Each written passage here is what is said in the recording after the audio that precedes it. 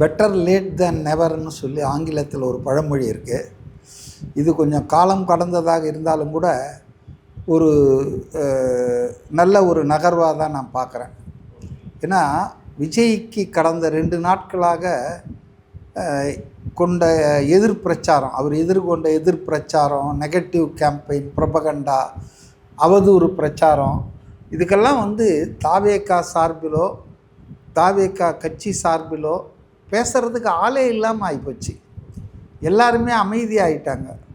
ஆனால் மறுபக்கத்தில் பார்த்திங்கன்னா ஓவர் ஆக்டிவாகி கண்டவன் கமால் பிடிச்ச எல்லாருமே விஜய் தான் ஏதோ ஒரு கொலையே பண்ணா மாதிரியும், இவங்க நேராக பார்த்தா மாதிரியும், கொலையாளி ஓடி விட்டான் தப்பி விட்டானா கைது செய்கின்ற மாதிரிலாம் அவர் வீட்டு முன்னாலெல்லாம் போயிட்டு வெளியே வா வெளியே வான்னா கொஞ்சம் பேர் ஆர்ப்பாட்டம்லாம் பண்ணாங்க.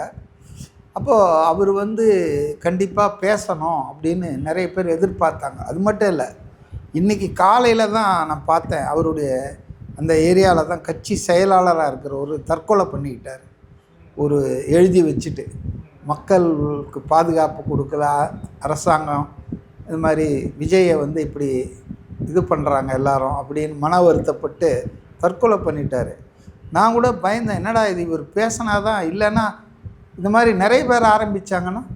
அக்டோபர் 5ஆம் தேதி முதல் உங்கள் ஜெயச்சந்திரன் இப்பொழுது மிக பிரம்மாண்டமாக கீழ்கட்டளையில்